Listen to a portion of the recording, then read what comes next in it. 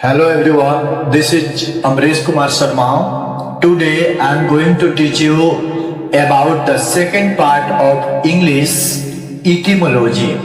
आज के क्लास में हम लोग ग्रामर का दूसरा भाग पढ़ने जा रहे हैं जिसको हम लोग इटिमोलॉजी बोलते हैं और हिंदी में उसे शब्द विचार बोला जाता है कि शब्द का फॉर्मेशन कैसे होता है।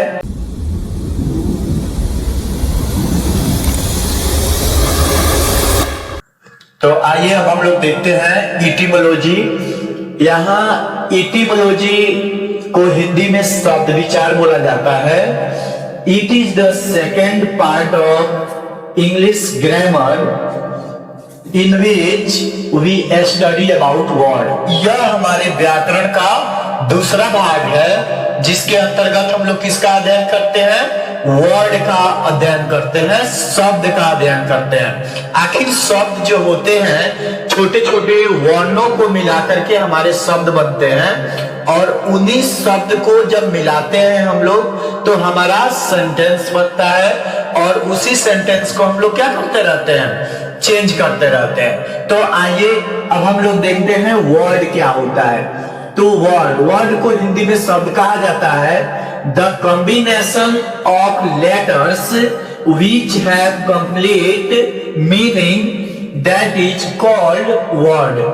अक्षरों का वह संयोजन जिसका पूर्ण अर्थ हो शब्द कहलाता है। मतलब अक्षर तो ठीक है, लेटर्स को हम लोग अदल बदल के इधर उधर करके सजाते हैं, लेकिन सिर्फ सजाने तक की बात नहीं है, उसका कोई अपना मीनिंग होना चाहिए, उसका कोई अपना अर्थ होना चाहिए, तभी वह वर्ड हो सकता है। आइए देखते हैं वर्ड में। जैसे COW काऊ का मतलब गाय होता है, PEN पेन का मतलब कलम होता है, FOX फॉक्स का मतलब लोमड़ी होता है, उसी प्रकार DOG डॉग का मतलब कुत्ता होता है। तो इन सब का अर्थ निकल रहा है, दैट इज कॉल्ड वर्ड्स। ये वर्ड्स हैं। अब हम लोग देखेंगे नो वर्ड्स। आखिर वर्ड्स नहीं होंगे तो कैसे होंगे?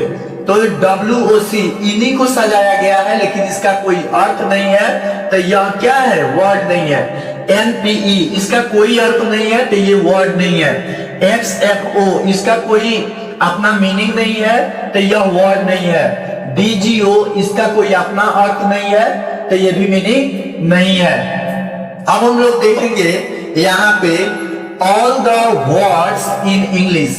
अंग्रेजी में जितने भी शब्द हैं are divided into 8 parts that is called parts of speech.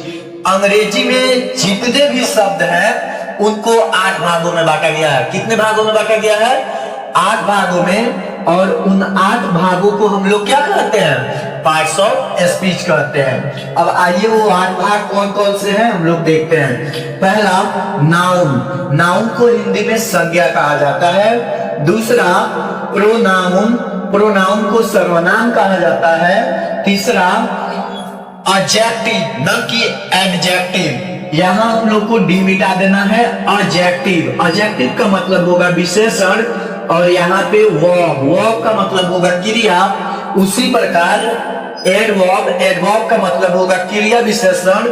इसको प्रीपोजिशन मतलब संबंध सूचक, और यहाँ कंजंक्शन संयोजन, और यहाँ पे इंटरजेक्शन जिसको हम लोग बोलते हैं विषम या विबोधक। ये 8 पार्ट्स हुए। अब हम लोग जानेंगे नाउन क्या होता है, नाउन के कितने पार्ट्स होते हैं और